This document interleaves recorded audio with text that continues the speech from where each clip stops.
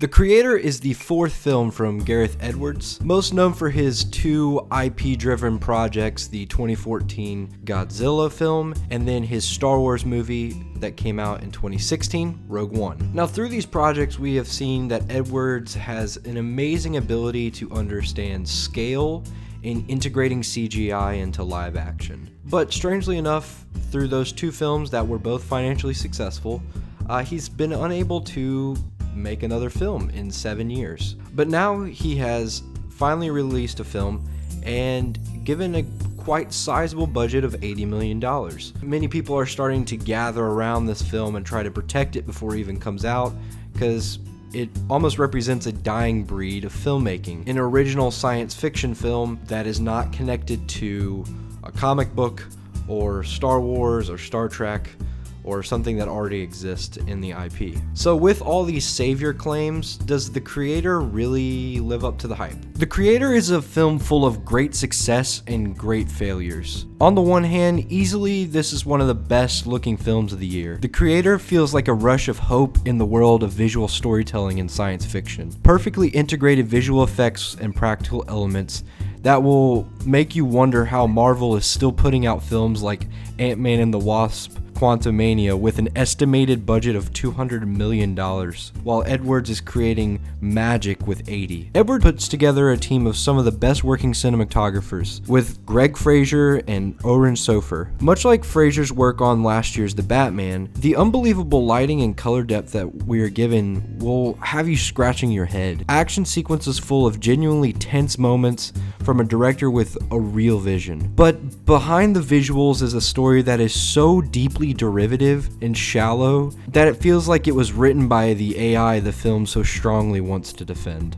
AI, American military interference, and religion are deeply complex issues, and ideas that have become extremely hot button issues in the last year. With the recent strikes and writers finally having found some sort of protection from AI, and the increase in use of AI bots in the art sphere seems to be a perfect ground to till ideas from. But the film instead chooses to say little to nothing about these complex issues, while also making the strange choice of casting only Asian actors in the role of the AI. While I believe that Edwards' intentions are good, he is making a clear allusion to things like the Vietnam War. The problem is that's about as deep as it gets, and it comes off a bit odd when AI is so rife with controversy, and to somehow make an entire continent the other, it just comes off strange. Not to mention the fact that the made-up New Asia is just a messy mix of Asian stereotypes and is loosely alluding to films like Blade Runner and Akira, but I use those terms loosely.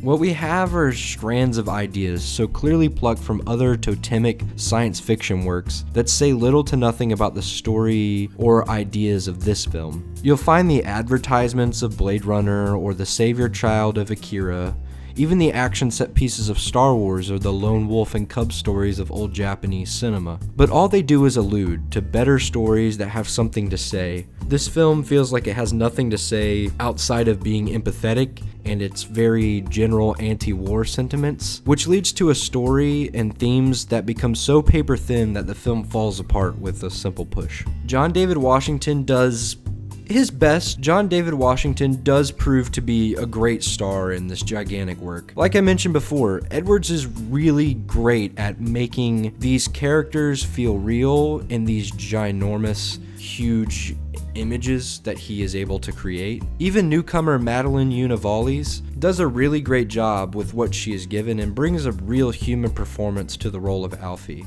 It's just unfortunate that the film cannot give them more depth to swim in. The Creator sits above much of the recent science fiction blockbuster films of recent, with jaw-dropping effects and stunning and game-changing cinematography. It's just unfortunate that The Creator became something so shallow and so derivative of other great works, not really having anything to say for itself. If I had to rate this film, I'd give it somewhere between a 2.5 and 3 stars. So, like I said, I feel like the film, it just misses the mark. But I do encourage everyone to go out and watch The Creator. while it's still not very deep or saying very much, I still think that the visuals are worth seeing in a theater. You can see why he's someone that people really are excited about as a director, and I genuinely can't wait to see him do something maybe that he doesn't write. I would much rather see him collaborate with a great writer. But here I'm going to try to give you 3 films that I would recommend if you enjoyed the creator, or maybe you're looking for something with a bit more depth. So a film that I didn't mention or bring up is Apocalypse Now by Francis Ford Coppola, but there's a clear allusion in this film to the Vietnam War, and I talked about how it's a little like, I don't know how I feel about it. I've seen some very prominent Asian critics come out against the film and its othering of Asian communities. I get it. I totally get it. I don't think it's from a place of hatred from Gareth Edwards. I don't even think he's trying to stereotype. It's just how it comes across.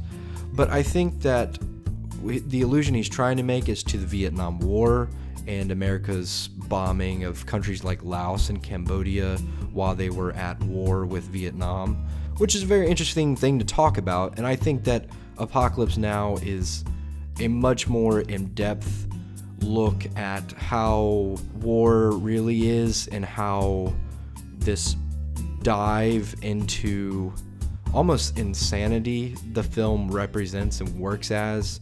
It's almost Kafkaesque as he kind of descends as he goes down the river, but also just how brutal and really nobody wins in war, which this film, the creator, touches on loosely. But Apocalypse Now is a classic film and I highly recommend it. So I also wanted to highlight another recent blockbuster science fiction film that I think actually really does work and has a lot to say, and that's Blade Runner 2049. Blade Runner is an incredibly influential film on science fiction throughout. I mean, Ridley Scott in general, through the Alien franchise and Blade Runner alone, has changed the way that we see science fiction and film. But I really wanted to highlight something new and genuinely original when it came out, and I think that this film has a lot more to say on the idea of creation and AI and what makes us human, this idea of storytelling and our memory. It's a very fascinating film, and I'd highly recommend watching Blade Runner 2049 if you're looking for some more depth or more understanding on these ideas of AI, which leads me to my third and final pick, and that is Her from Spike Jonze. This is the 2013 film that stars Joaquin Phoenix.